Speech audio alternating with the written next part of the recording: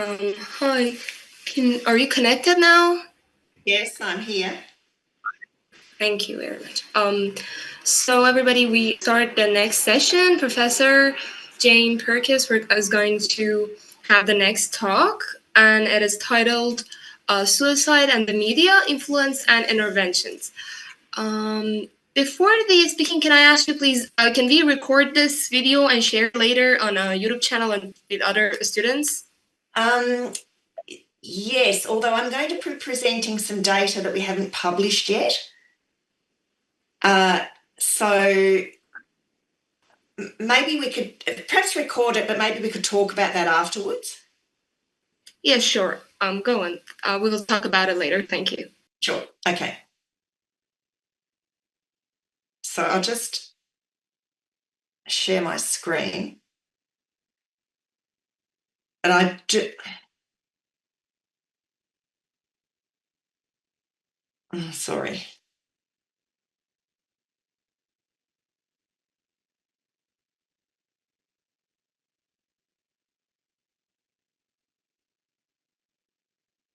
So I'm sorry about the technical problems of joining and also now sharing my screen.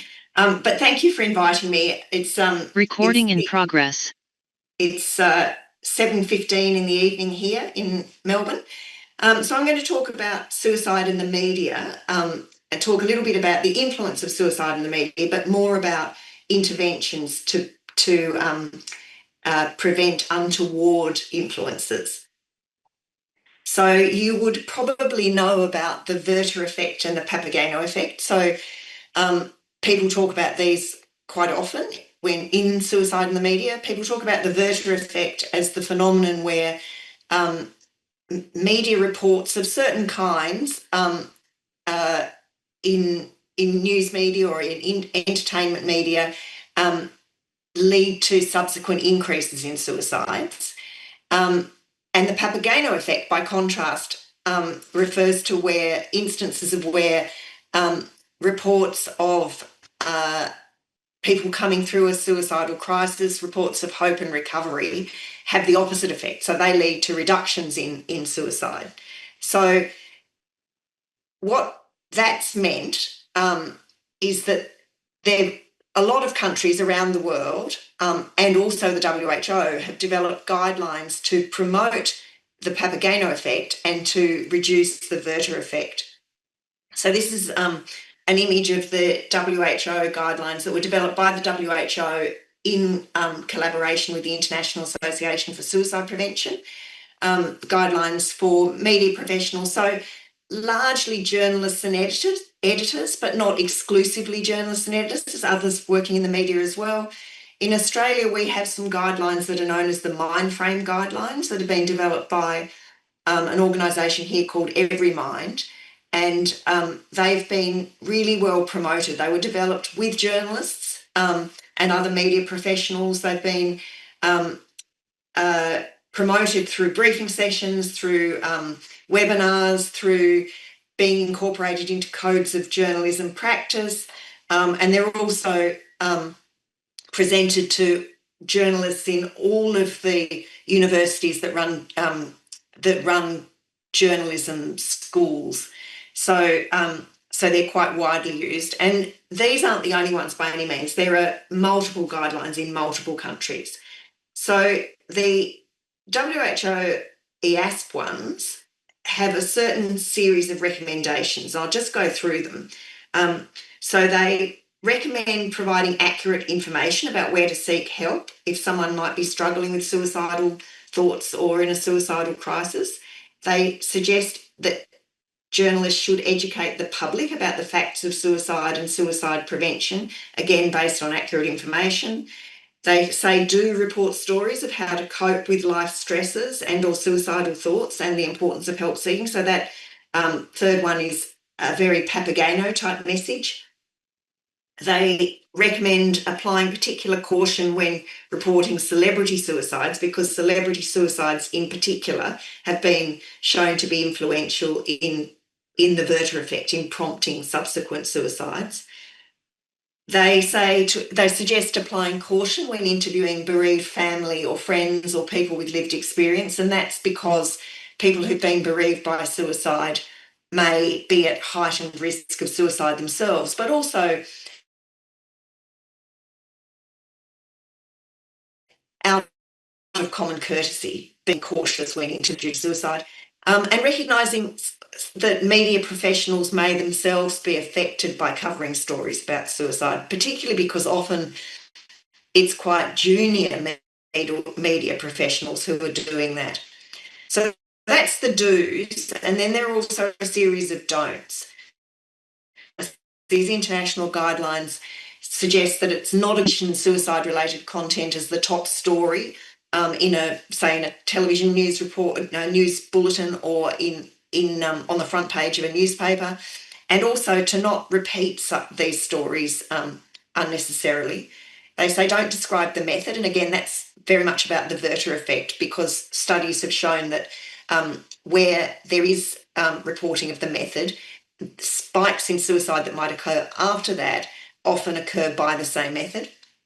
They say don't provide a name or provide details about the site or location of the suicide. And again, that's to do with the method, because often the two are related.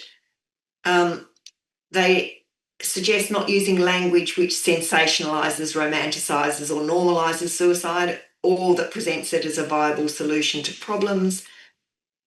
They suggest that it's not a good idea to oversimplify the reasons for suicide or reduce it to a single factor, which often does happen, and not to use sensationalist language in the headlines, not to use photographs, video footage, audio recordings, digital or social media links, ideally, and not to report the details of a suicide note. So you can see why some of those things might influence subsequent suicides and why they're to be avoided. So we did some work a little while ago looking at national suicide prevention strategies from around the world. And in the process of doing that, we looked at the content of national suicide prevention strategies. And one of the things we identified was that it's very common for national suicide prevention strategies to promote responsible media reporting of suicide, usually through these sorts of guidelines. So 66% of all of the national suicide prevention strategies that we looked at suggested that including guidelines was a really good thing to do. However, guidelines haven't been, the evaluation of the guidelines hasn't been brought together in a systematic way. So there have been some evaluations that have been done. So we did an evaluation here looking at those mindframe guidelines that I talked about fairly early on in their introduction. So we looked at changes in media reporting of suicide before they were introduced and then about 5 years later.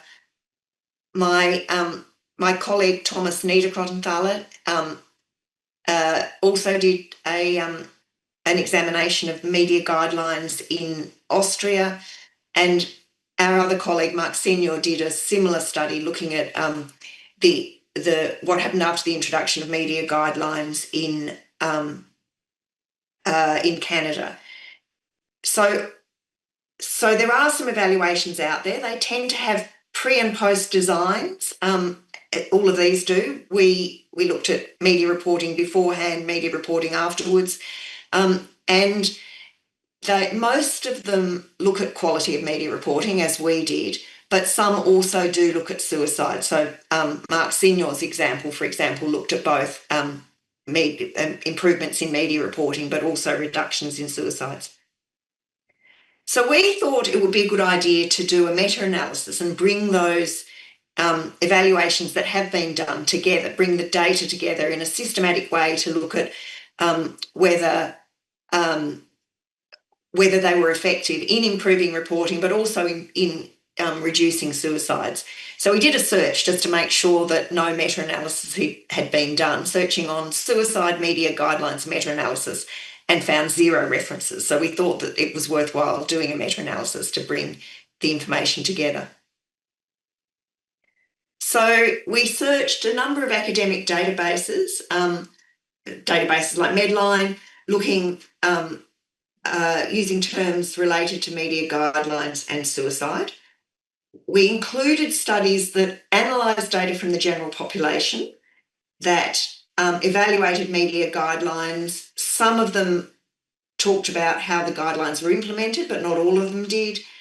We included studies that compared at least one pre-period and one post-period, so one period before the guidelines were introduced and one period after. And we measured either we took studies that measured reporting quality and or suicide rates as the outcomes. And they used ecological or time series designs to enable change to be considered. We excluded a range of studies as well. We excluded commentaries. We excluded studies where it wasn't clear when the guidelines had been introduced. And we also excluded studies with unrelated interventions. So, for example, government appeals to improve media reporting. So our initial search yielded nearly 7,000 records, but once we deduplicated them and looked for only the relevant articles, we whittled it down to 12 studies, which we included in the meta-analysis. 11 of those measured the quality of media reporting, 3 measured suicide, and 3 measured both. So these are the studies. I won't go through them all, but you can see that they've been done in a range of different countries, mostly but not exclusively high-income countries.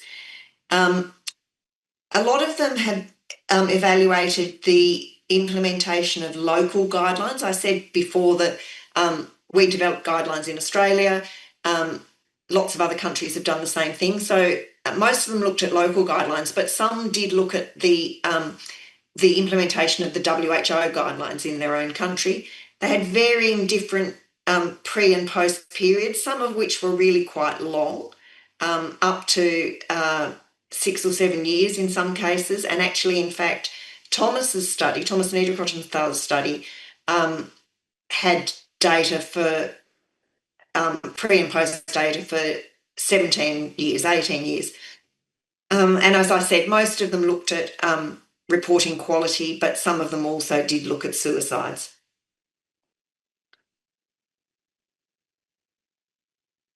So the way we managed the data extraction was we extracted pre and post data from each study.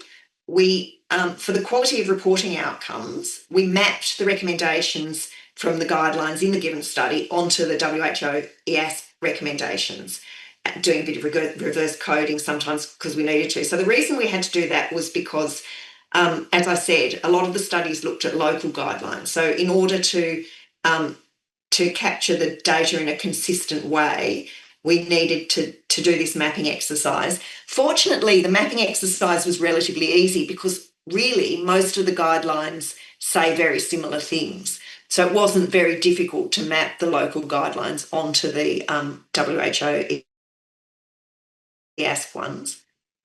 We recorded the proportion of items adhering to the recommendations pre and post the introduction of the guidelines. So we had percentages basically before and after. And then for the suicide outcome, we did something slightly different. We recorded the suicide rate pre and post the introduction of the guidelines. So it's very simple. It was looking at what happened before the guidelines, either in terms of quality of reporting or suicides, and then what happened afterwards.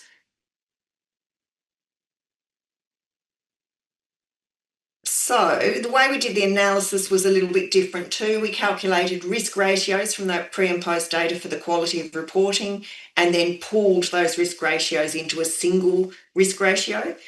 And for the suicide outcome, we calculated rate ratios slightly differently. We had suicide rates calculated as the number of suicides divided by person years, again, to make it a consistent way of looking at the data. And then again, we brought the data from all the different studies together and calculated a pooled rate ratio. So this is an example of what we ended up with in terms of forest plots. So we ended up with a number of different forest plots that related to individual recommendations. So this is the recommendation, don't describe the method used. And I picked that one because it is a really important one because, as I said, stories that highlight the method of suicide are often followed by subsequent increases in suicides by that same method. So you can see that we ended up with a pooled risk ratio of 1.42. So what that equates to is a 42% improvement in adherence to that particular recommendation after the guidelines were introduced. So stories that appeared after the guidelines, on the whole, were much less likely to report the method used. So that's obviously a good thing. So I've got a table here that it's a bit of a quick and dirty table, but it brings all of the data together. So you can see that in the first column there are the different guidelines. In each case, each row is looking at whether there was an improvement against the particular recommendation in the quality of reporting, except for the final row, which is about changes in suicides. And you can see that in this column here, the second column is the number of studies that contributed data. The third column indicates whether the pooled result favoured the guidelines. And you can see that in most cases it did. So there's a big yes in most cases, not quite all, but most. However, when we looked at whether the findings were statistically significant, there were fewer cases where the findings were statistically significant. So the ones where it looked like the guidelines had led to an improvement and the findings were statistically significant, related to the Papageno effect. So there was an increase in stories about coping with life stresses and suicidal thoughts, and the fact that help seeking is important.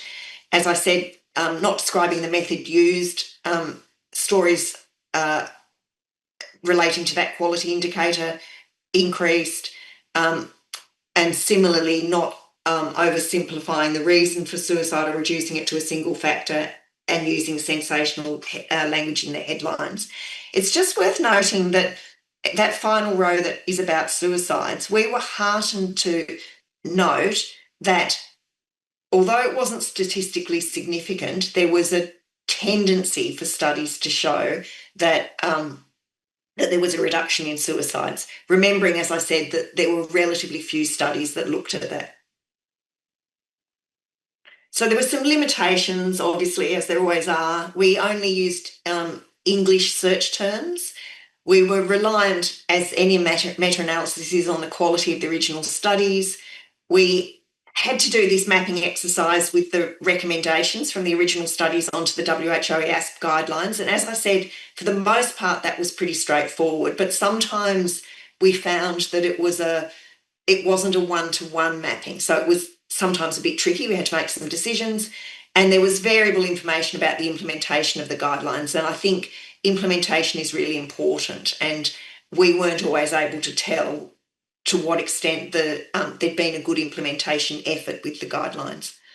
So to conclude, I would say there's definitely building evidence that media guidelines are effective in improving the quality of reporting of suicide, and to arguably lesser extent in reducing deaths by suicide, but the evidence is not yet as strong as we might like it to be, possibly in some cases due to the fact that the studies that have examined effectiveness have been underpowered.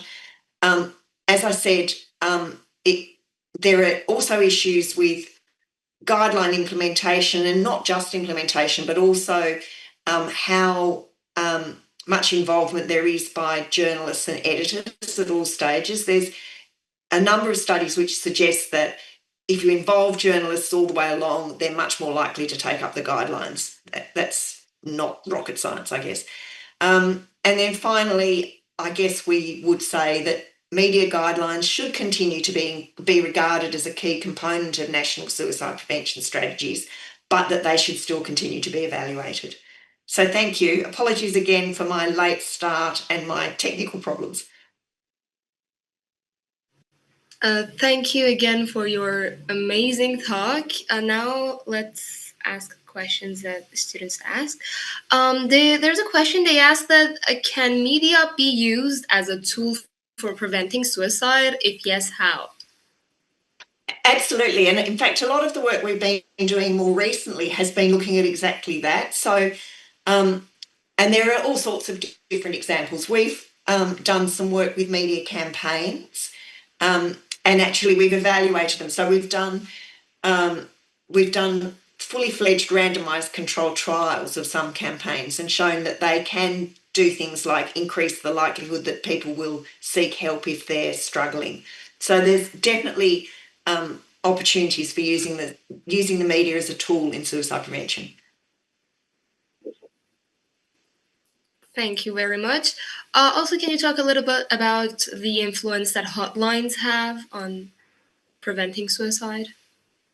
Well, I mean, that's a little bit outside the talk, I guess, but I would say that we would call them helplines. I think that helplines do have an important role to play in preventing suicide. They're difficult to evaluate because often people who call helplines call anonymously, so it's difficult to find out what's happened for them after the call.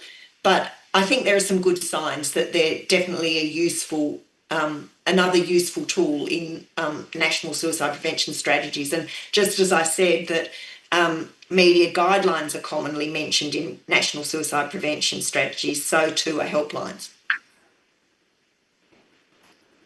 Thank you very much. It was a very great honor to have you here. We'll talk later about sure. Thank you. For more yep. All right, thank you great. very much. Thank you very much. Enjoy the rest of the conference. Thank you.